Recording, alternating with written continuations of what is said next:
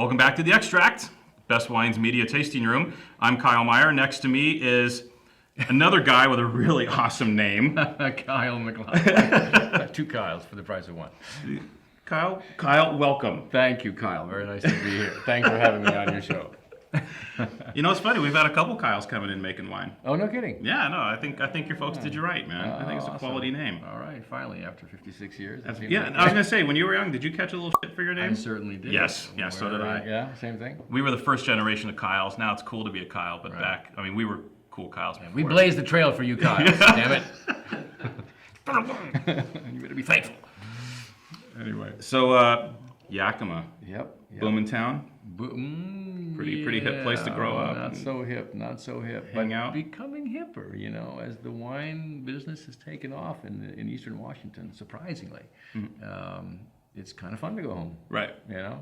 Were you born in Yakima? I was born, raised, went to school there, lived there until I went to school in Seattle at the University of Washington. So, born in '59, Yakima, Washington. Memorial Hospital.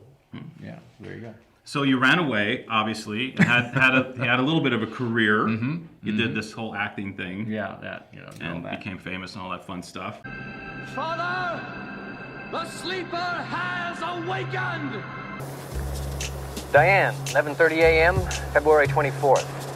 Entering the town of Twin Peaks. That's for me to know and you to find out. What are you doing in my apartment?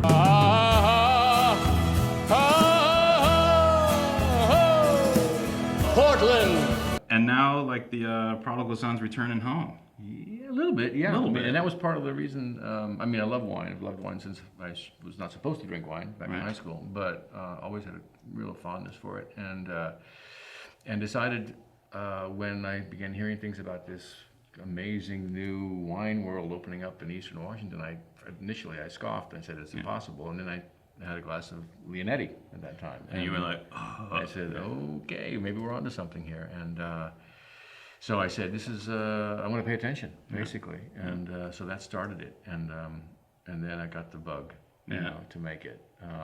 Well, was there, I mean, because they started putting sticks in the ground there like early 70s. Correct. Right? Do you recall Leonetti vineyards going in? No, or no, like no. that at that point in time when you were growing up? They had Concord, you know, a lot of Concords there, so a lot of juice grapes. They grow anything in Yakima. I mean, that's sort of it's a fruit basket in a way. I mean, you've got all stone fruits there and apples, of course, but wine grapes, no. And in fact, Leonetti was the first bonded winery in Walla Walla in Eastern Washington in 1977, the year I graduated from Eisenhower Senior High School. Senior High School, just to make that distinction. So not that long ago. I mean, Chateau Saint Michel's been there, you know what I mean, forever, but not like let's say boutique style, you know, and so they were the first. And the folks that I work with at Dunham Cellars were the 8th bonded winery in Walla Walla. So, Really? Yeah. So it started off very slowly. In fact, Dunham's first vintage was 95, Eric Dunham, and my first vintage was 2005. So not that long after. Right. So that's how we started. But I'm getting ahead of myself. You know, my friendship with Eric Dunham sort of started, and then I approached him about doing this little side venture project, of which is the wines that I make now. What was that aha moment for you, wine-wise? Any bottle in particular, or was it just a moment you were like, damn, wine's good? You know, I think it was a series of aha moments. I mean, I can't really say that drinking Liebfraumilch in high school was an aha moment. Well, although it was cool. No, it was cool. No, I but mean, that's pretty hip. Blue Nuns your choice each and every time. It's a premium quality imported wine. Show your good taste with the good taste of Blue Nun. Show your good taste with the good taste of Blue Nun. well, I was like, okay, I'll go with this German white, kind of nice. Anyway, it was okay. Right.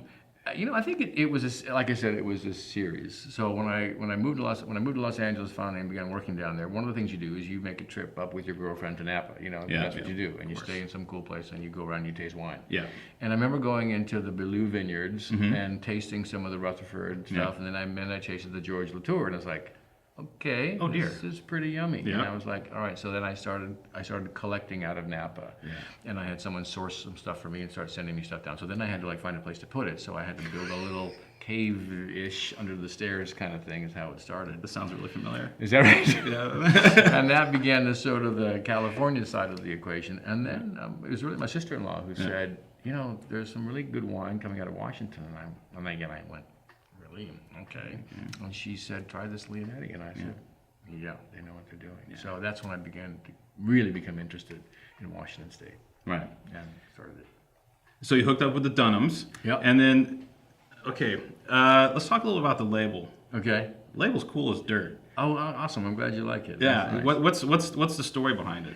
Well, you know, it's hard to name something, right? So I had a couple of ideas that you go online and you can find out if someone has taken them, you know. Like I had some really great ones, all taken.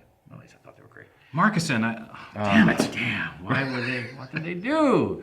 Latour, damn, that's been taken.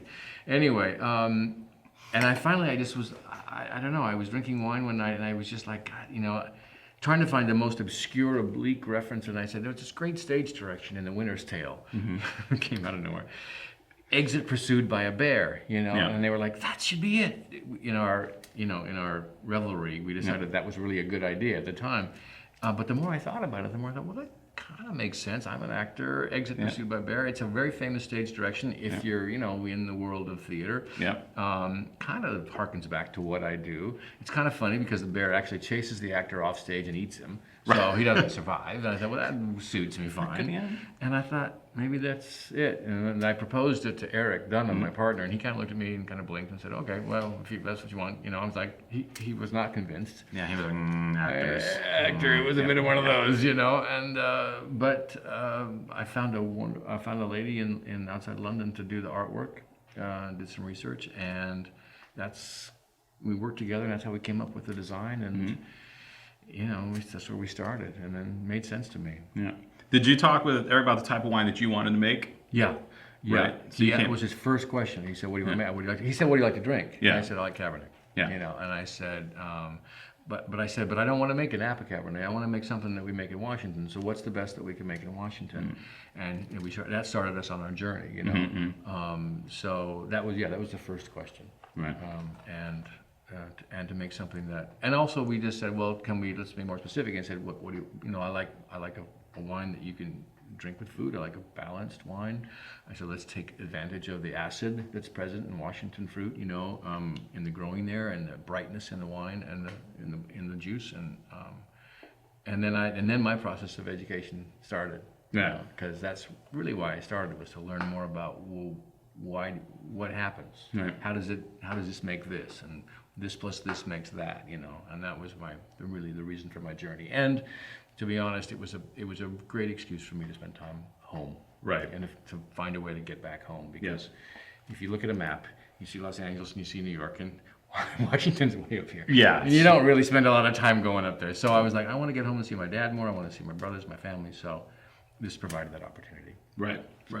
So, and you wanted a Cabernet-based wine. Yeah. So, you sat down with them, started working through some blends, or how did that process work? Did they say there was a couple vineyards you should look at, or they had vineyard sources that they really liked, and I tasted from them, and I said, these look great, and I love the wines that Eric made anyway. Right. So I was like, okay, well, you just take the lead on that. I was able to help in my own way with a certain kind of barrel profile, being very good friends with Ann Colligan, still friends with Ann Colligan. And at the time when I was starting on this, her winemaker, Mark Aubert, and I got to chatting, and I was asking him, and he was telling me stuff, and he said, well, you should just try these barrels. So he sent me 12 Terenceau barrels of the same type that they used to make Colligan. And I got to know Mel Knox in San Francisco, who was quite a character.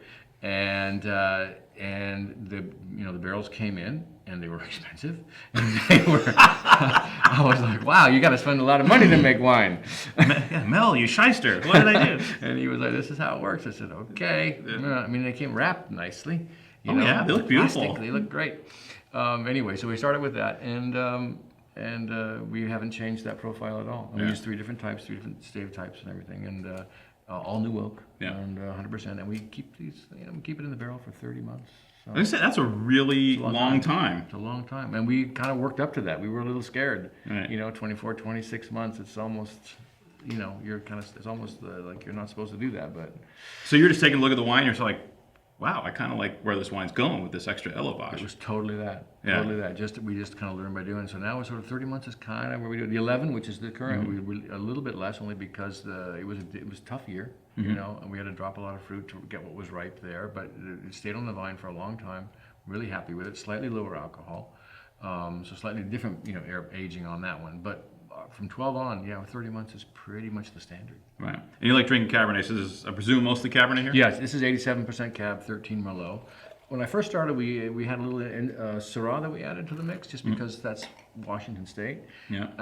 And as I've gone through the process, I've begun to maybe remove that a little to let the Cabernet really shine, because the vineyards that we're sourcing from, particularly the De Brule vineyard, which is a wonderful vineyard, really great reputation. Great dirt. Amazing. And so I want that fruit to really be in the front, and I don't want the Syrah to sort of mix with it. I'm looking at other blending options, possibly some Cab Franc, moving obviously towards a more traditional Bordeaux blend style, and that's kind of the direction I want to go in. So. It's good. Did the Syrah, we got about 90 seconds. Did the Syrah end up here? Yes, the Syrah. Yeah, this is bomb. It's unbelievable. This is really low, both are low production, but the Syrah is two different vineyards, 50% of each. We do puncheon aging, also 30 months, keep it on the lees. Hard to make a bad Syrah in Washington, but this one I think we've really got a winner combination here. So the Baby Bear.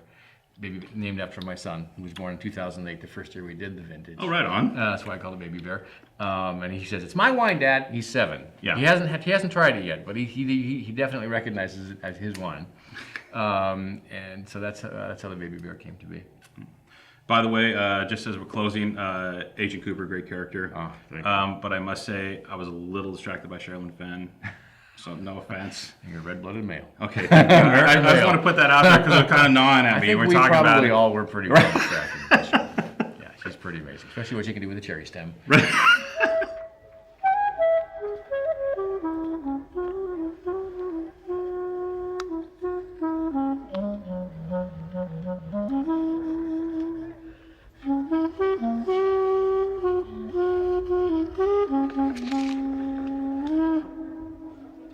There you go.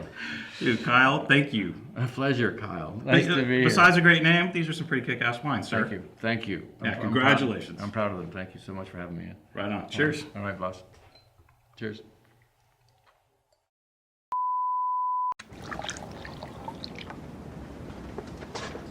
Wait a minute.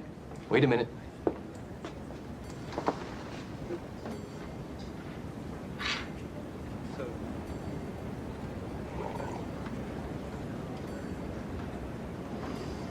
You know, this is, excuse me, a damn fine cup of coffee.